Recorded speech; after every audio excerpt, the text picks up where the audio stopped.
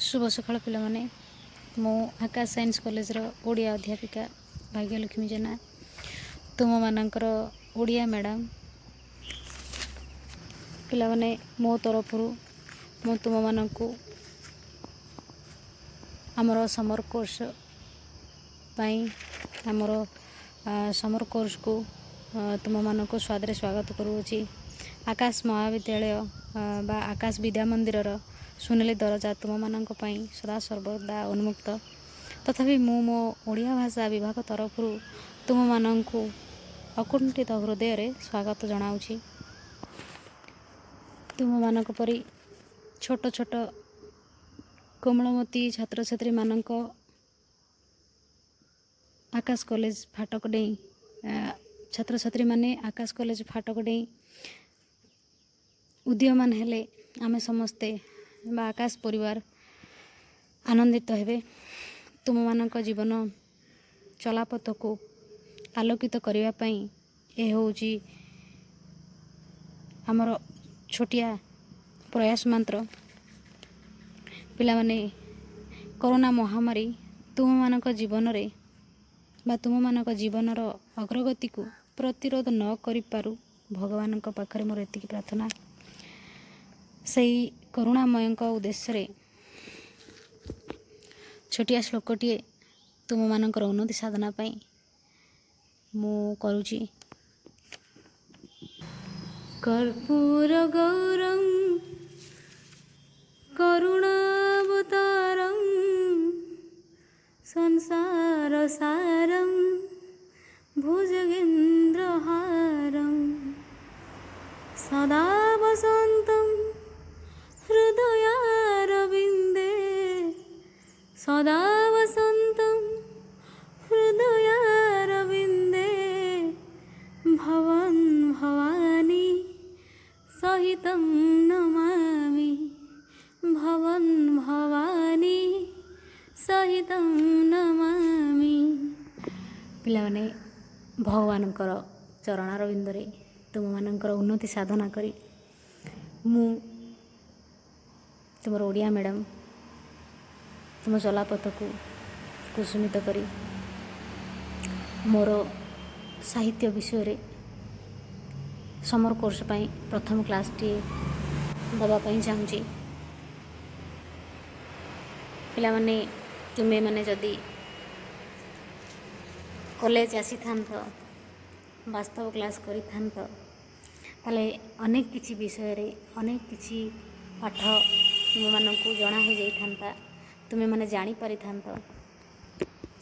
तथापि भाग्यर विडंबना ये कहबाकू गले समय ता कराई देला नहीं। तुमे माने सुना पिला तुमे माने सुना माने जो माने कि ऑनलाइन माध्यम रे पढ़िबा पाई आग्रह प्रकाश करिच आम मानकु उत्साहित करिच यह शुणी आमको खुशी भी लगी आमे भावुचु जे तुम मानकु वीडियो बा ऑनलाइन माध्यम रे किछि मात्रा रे शिक्षा प्रदान करिबु बा करूछु तुमे माने याकू स्वादर ग्रहण करियो बोली कि हमर आशा आ भरोसा मध्य आमर ए बहुमूल्य प्रयास को साफल्य मंडित करियो बोली आमे माने आशा पोषण करी बसी अछु। पिला माने पूर्वरु मु तो मोर परिचय दे सारिछि तुमे माने मते जानी सारिछ। तथापि मु कहि रखुछि मु तुम मानकर ओडिया मैडम तुम मानकु ओडिया बा साहित्य पढ़ाइबी। तुमे माने आम कॉलेज रे मेन कोर्स माने +2 साइंस पढ़िले मु तुम मानकु ओडिया बा साहित्य पढ़ेबी। हौ से कथा छाड़ से कथा तो समय कहबो समय तो केतेबेले काहाकू को मोड़े छिड़ा कर दिए से कथा ता भी तो किए जानती नहीं। तथापि से कथा समय कहबो मु तुमको पढ़ेबार सौभाग्य पाई परिबी कि न पाई परिबी। पिला माने तुमे माने माने तुम मानक आज मु साहित्य विषय रे समय को सूचना देवी। साहित्य तो ये समय पढ़ेबा बा ଅନଲାଇନ୍ ମାଧ୍ୟମରେ ପଢ଼ିବା ସମ୍ଭବ ନୁହେଁ। ଅନ୍ୟ ଏକ ସବଜେକ୍ଟ ଅନ୍ୟ ଏକ ବିଷୟ ପଢ଼ିବା ଯେତିକି ସହଜ ସାହିତ୍ୟ ପଢ଼ିବା ସହଜ ନୁହେଁ। ତ ତେଣୁକରି ମୁଁ ତୁମକୁ ସାହିତ୍ୟର ସମ୍ୟକ ସୂଚନା ଦେବି। ମୁଁ ଭାବୁଛି କିଛି କିଛି ମାତ୍ରାରେ ମୁଁ ତୁମକୁ ଶିକ୍ଷା ପ୍ରଦାନ କରିପାରିବି।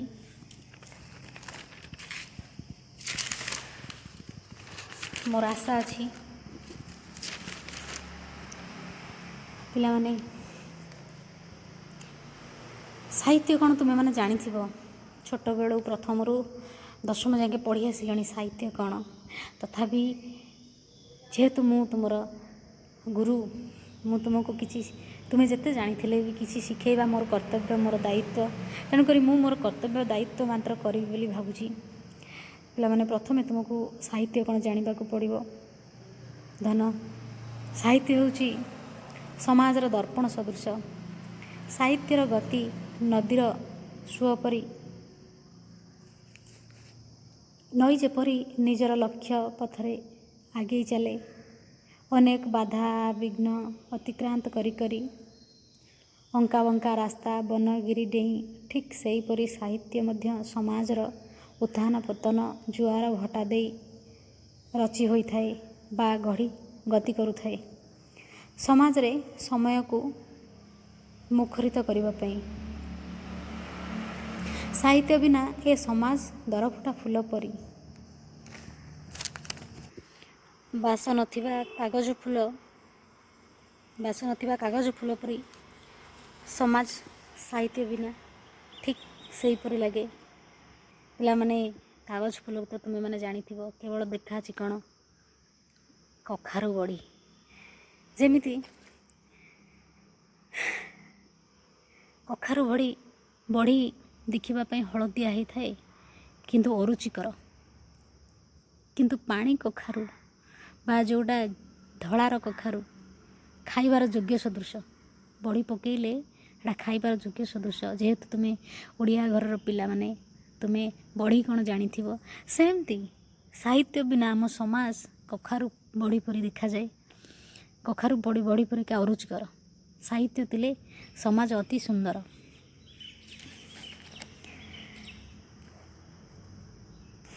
ସମୟ ଓ ସମାଜ ଯେମିତି ଆମମାନଙ୍କ ପାଇଁ ପରିବର୍ତ୍ତନର ଆବଶ୍ୟକତା ରହିଛି, ଠିକ୍ ସେହିପରି ସାହିତ୍ୟର ପରିବର୍ତ୍ତନ ପ୍ରୟୋଜନୀୟ। ଯେମିତି ପୁରାତନ ରୂପ ବର୍ଜନ କରି ନୂତନ ବିଶିଷ୍ଟତାରେ ବା ରୂପରେ ରୂପାୟିତ ହେବା ଜରୁରୀ।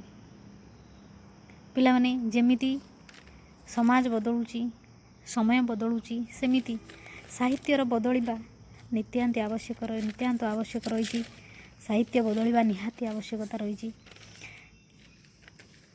ପିଲାମାନେ ଭଗବାନଙ୍କର ଅବତାରକୁ ଚିହ୍ନି ମହାପୁରୁଷମାନେ ସମୟକୁ ବିବାହୀକରଣ କରି ସାମୂହିକ ସମୟକୁ ଯୁଗର ନାମ ଦେଇ ଯୁଗର ପରିଚୟ ସୃଷ୍ଟି କରିଛନ୍ତି। ଯଥା ତୁମେମାନେ ଜାଣିଥିବ ପିଲାମାନେ, ଯୁଗ ହେଉଛି 4ଟି। ଗୋଟେ ହେଉଛି ସତ୍ୟ, ତ୍ରେତୟା, ଦ୍ୱାପର, କଳି। ଠିକ୍ ସେହି ସମୟମାନଙ୍କରେ, ସେହି ଯୁଗମାନଙ୍କରେ ଭଗବାନଙ୍କର ଅବତାର, ଭଗବାନଙ୍କର ରୂପ ଭିନ୍ନ ଭିନ୍ନ ମଧ୍ୟ ହୋଇଥାଏ। ଯେମିତି ସତ୍ୟରେ ବିଷ୍ଣୁ ଅବତାର, ତ୍ରେତୟାରେ ରାମ ଅବତାର, ଦ୍ୱାପରରେ ନଟଖଟି ନନ୍ଦବାଳା ଶ୍ରୀକୃଷ୍ଣ, ଆଉ କଳିଯୁଗରେ କାଠର ଦେବତା କଳ୍କି ଅବତାର କାଳିଆ ଠାକୁର ନାମରେ ନାମିତ। ସେହିପରି ସାହିତ୍ୟର ମଧ୍ୟ ଯୁଗ ରହିଛି। କବିମାନଙ୍କର ସାହିତ୍ୟ ରଚନା ସମୟ ଓ ସାହିତ୍ୟ ରଚନା ଶୈଳୀକୁ ବା ରୂପକୁ ନେଇ ସାହିତ୍ୟକୁ ବିବାହୀକରଣ କରାଯାଇଛି। ଯେମିତି ଯୁଗମାନଙ୍କରେ 4ଟି ଯୁଗକୁ 4 ଯୁଗରେ ବିଭକ୍ତ କରାଯାଇଛି, ସେମିତି ସାହିତ୍ୟର ଯୁଗକୁ ମଧ୍ୟ 5ଟି ଯୁଗରେ ବିଭକ୍ତ କରାଯାଇଛି ବା 5ଟି ନାମରେ ନାମିତ କରାଯାଇଛି। ଯଥା ଆଦି ଯୁଗ, ସାରଳା ଯୁଗ, ପଞ୍ଚସଖା ଯୁଗ, ରୀତି ଯୁଗ, ଆଧୁନିକ ଯୁଗ। ତୁମେମାନେ ସବୁ ଯୁଗର ବିବାହକୁ ଏବେ ବୁଝିପାରିବନି। ପିଲାମାନେ ତୁମେମାନେ ଏଇ ଯେଉଁ ଯୁଗର ବିବାହକୁ ତୁମେମାନେ ବୁଝିପାରିବ ନାହିଁ, କାହିଁକିନା ତୁମେମାନେ ବହୁତ ଛୋଟ। ତୁମର ସାହିତ୍ୟର ଯୁଗକୁ ବୁଝିବାର ବୟସ ହେଇନି। ତ ତେଣୁକରି ମୁଁ ସେଗୁଡ଼ା ଆଲୋଚନା ଜମା ବି କରିବି ନାହିଁ। ତୁମମାନଙ୍କୁ ଯାହା ଭଲ ଲାଗିବ ମୁଁ ସେଇ ବିଷୟରେ ତୁମମାନଙ୍କୁ ଟିକେ କହିବି, ତୁମେମାନେ ମନ ଦେଇକି ଶୁଣିବ। ପିଲାମାନେ, ତୁମେ ସମର କୋର୍ସରେ ନାମ ଲେଖାଇଛ ମାତ୍ରେ ସାଇନ୍ସ ପଢ଼ିବାର ଆଗ୍ରହରେ ରହିଛ। କାହା କାହା ମନରେ ବି ଉଙ୍କି ମାରୁଥିବ, ମାନେ ପ୍ରଶ୍ନ ଉଠୁଥିବ ଯେ ଆମେ ବା ମୁଁ ସାଇନ୍ସ ପଢ଼ିବି, ଆମର ସାହିତ୍ୟର ଆବଶ୍ୟକତା କ'ଣ ରହିଛି, ଓଡ଼ିଆର ଆବଶ୍ୟକତା କ'ଣ ରହିଛି? ମୁଁ ତ ଡକ୍ଟର ହେବି, ମୁଁ ତ ଇଞ୍ଜିନିୟର ହେବି, ମୁଁ ତ ସାଇଣ୍ଟିଷ୍ଟ ହେବି, ମୋର ସାହିତ୍ୟର ଆବଶ୍ୟକତା କ'ଣ ରହିଛି? ନା ରେ ବାବା,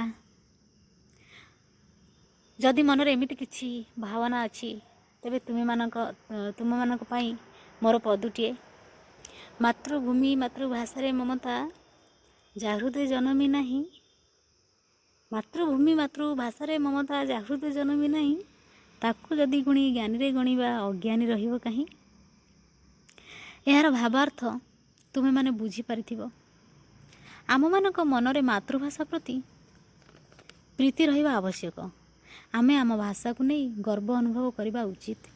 ପିଲାମାନେ, ମୋର ବିଶ୍ୱାସ ତୁମେମାନେ ଓଡ଼ିଆ ଜାତିର, ଓଡ଼ିଆ ଭାଷାର ପିଲା ହୋଇଥିବାରୁ ନିଜକୁ ଗର୍ବ ଅନୁଭବ କରୁଥିବ। ଖାଲି ଗର୍ବ ଅନୁଭବ କଲେ ହୋଇଯିବ ନାହିଁ। ପିଲାମାନେ, ଏ ବିଜ୍ଞାନ ଯୁଗରେ ସାହିତ୍ୟକୁ ମର୍ଯ୍ୟାଦା ଦେବା ନିହାତି ଜରୁରୀ। ପିଲାମାନେ, ସାହିତ୍ୟକୁ ମର୍ଯ୍ୟାଦା ସଦୃଶ ଆମର ସରକାର ଓଡ଼ିଆ ଭାଷାକୁ ଭାଷାର ମର୍ଯ୍ୟାଦା ଦେଇସାରିଛନ୍ତି, ବାଧ୍ୟତାମୂଳକ ମଧ୍ୟ କରିସାରିଛନ୍ତି। ତୁମେମାନେ ଯାହା ବି ପଢ଼ନା କାହିଁକି, ଆର୍ଟ୍ସ ସାଇନ୍ସ କମର୍ସ ଭୋକେସନାଲ୍ ଯାହା ବି ପଢ଼ନା କାହିଁକି, ତୁମକୁ ଏହି ବାଧ୍ୟତାମୂଳକ ସାହିତ୍ୟ ପଢ଼ିବା ପାଇଁ ସରକାର ବାଧ୍ୟ କରାଇ ଦେଇଛନ୍ତି। ତୁମେମାନେ ନିହାତି ପଢ଼ିବ। କାହିଁକି ନା ଭାଷାର ମର୍ଯ୍ୟାଦା ରଖିବାକୁ ହେଲେ ଆମେ ଯାହା ପଢ଼ୁନା କାହିଁକି, ଆମେ ଯେଉଁଠିକି ଯାଉନା କାହିଁକି, ଭାଷାକୁ ଭୁଲିବା ନାହିଁ। ସେଥିପାଇଁ ତୁମକୁ ଭାଷାର ବିଷୟଟିଏ ତୁମ ପାଇଁ ରଖାଯାଇଛି, ତୁମେ ତାକୁ ନିହାତି ପଢ଼ିବ। ତୁମମାନଙ୍କ ପାଇଁ ମଧ୍ୟ ଏକ ବୋର୍ଡ଼ ବା କାଉନସିଲିଆ ତୁମମାନଙ୍କ ପାଇଁ ଗୋଟିଏ ପୁସ୍ତକ ରଖିଛନ୍ତି। ତୁମେ ସେଇ ପୁସ୍ତକକୁ ପଢ଼ିବ। ରୁହ ପିଲାମାନେ, ମୁଁ ତୁମକୁ ସେଇ ବହିଟିଏ ଦେଖାଇଦେବି। ଏବେ ଇଏ ହେଉଛି ତୁମମାନଙ୍କର ସେଇ ଦେଖ ସାହିତ୍ୟ ବହି ପ୍ରଥମ ଭାଗ। ତୁମେମାନେ ଯେତେବେଳେ ମେନ୍ କୋର୍ସ କରିବ +2 ସାଇନ୍ସ ଫାର୍ଷ୍ଟ ଇୟର, ତୁମେମାନେ ଏଇଆକୁ ପଢ଼ିବ। ଏଇସବୁ ବିଷୟ ରହିଛି। ଦେଖ, ଗଦ୍ୟ ରହିଛି, ପଦ୍ୟ ରହିଛି, ଏକାଙ୍କିକା ରହିଛି, ଏଥିସହିତ ଅବବୋଧ ପରୀକ୍ଷଣ ରହିଛି, ପ୍ରବନ୍ଧ ବାକ୍ୟରଣ ରହିଛି। ଏମିତି ବହୁତ କିଛି ବିଷୟ ତୁମ ପାଇଁ ରହିଛି। ଆଉ ତୁମେମାନେ ୟାକୁ ପଢ଼ିବ। ଏହାଦ୍ୱାରା ତୁମମାନଙ୍କୁ ଯେମିତି ତୁମେ ଦଶମ ଶ୍ରେଣୀରେ ପଢ଼ୁଥିଲ ସାହିତ୍ୟଟିଏ, ତୁମେ ବି ଏହି ସମୟରେ ବି ସାହିତ୍ୟ ପଢ଼ିବ। ଆଉ ତୁମର ଉନ୍ନତି ରହିଛି। ତୁମେ ଅନୁଭବ କଲେ ଆର ଉନ୍ନତିକୁ ଅନୁଭବ କରିପାରିବ, ତାର ଉନ୍ନତିକୁ ଅନୁଭବ କରିପାରିବ। ପିଲାମାନେ, ଏହିସବୁ ବିଷୟ ମଧ୍ୟରେ ମୁଁ ତ ତୁମକୁ କହିଲି ଗଦ୍ୟ ପଦ୍ୟ ଏକାଙ୍କିକା ଅବବୋଧ ପରୀକ୍ଷଣ ପ୍ରବନ୍ଧ ପତ୍ର ଲିଖନ ଆଉ ବ୍ୟାକରଣ ମଧ୍ୟ ରହିଛି। ସମୟ ଆସିଲେ ତୁମେମାନେ ଏହାକୁ ପଢ଼ିବ। ତାପରେ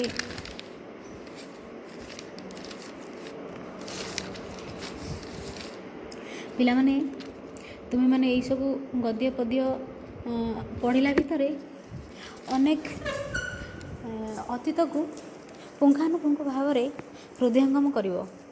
ଅତୀତରେ ଘଟିଯାଇଥିବା ଘଟଣାବଳୀକୁ ସାହିତ୍ୟ କେମିତି ନିଜ ଛାତି ଭିତରେ ଜାକି ଧରିଛି, ଏହାକୁ ହୃଦୟଙ୍ଗମ କରିବାରେ ତୁମେ ସିଦ୍ଧହସ୍ତ ହେବ। ରସ ରଙ୍ଗ ବାସ ଆଉ ମହକ ଦେଇ କେମିତି ରଚିଛି ନିଜ ସାହିତ୍ୟ ପୃଷ୍ଠାରେ, ସେହି ରସ ରଙ୍ଗ ବାସରେ ମଜି ପାରିଲେ ତୁମେମାନେ ବି ଭବିଷ୍ୟତରେ ସାହିତ୍ୟ ସ୍ରଷ୍ଟାଟିଏ ହୋଇପାରିବ। ଏମିତିକି ଅନେକ ଲେଖକ, କବି, ଗାଳ୍ପିକ, ଔପନ୍ୟାସିକ ଯଥା ସାରଳା ଦାସ, ଜଗନ୍ନାଥ ଦାସ, ବଳରାମ ଦାସ, ଭଞ୍ଜ କବି ଉପେନ୍ଦ୍ର ଭଞ୍ଜ, କବି ସୂର୍ଯ୍ୟ ବଳଦେବ ରଥ ଆଉ ଅଚ୍ୟୁତାନନ୍ଦ ଦାସ, ମାଳିକା ଲେଖକ ହାଡ଼ି ଦାସ ହୋଇପାରିବ। ନଚେତ ଆଜିର ଯୁଗରେ କବି କବୟିତ୍ରୀମାନଙ୍କ ଭିତରୁ କେହି ଜଣେ ବି ତୁମେ ହୋଇପାରିବ। ତୁମେ ଗଦ୍ୟ ପଦ୍ୟ ଏକାଙ୍କିକା ନାଟକ ପ୍ରବନ୍ଧ ମଧ୍ୟ ରଚନା କରିପାରିବ। ସମାଜକୁ ଦର୍ପଣଟିଏ ଉପହାର ଦେଇ ତୁମେ ମଧ୍ୟ ଆନନ୍ଦିତ ହୋଇପାରିବ। ପିଲାମାନେ କହିଥିଲେ ନା ସାହିତ୍ୟ ହେଉଛି ସମାଜର ଦର୍ପଣ ସଦୃଶ। ସେଥିପାଇଁ କହିଲି ତୁମେ ଯଦି ସାହିତ୍ୟ ରଚନା କରିବ ସମାଜକୁ ଏକ ଦର୍ପଣଟିଏ ଉପହାର ଦେଇପାରିବ। ଖାଲି ସାହିତ୍ୟକୁ ଭଲ ପାଇଲେ ହେବ ନାହିଁ।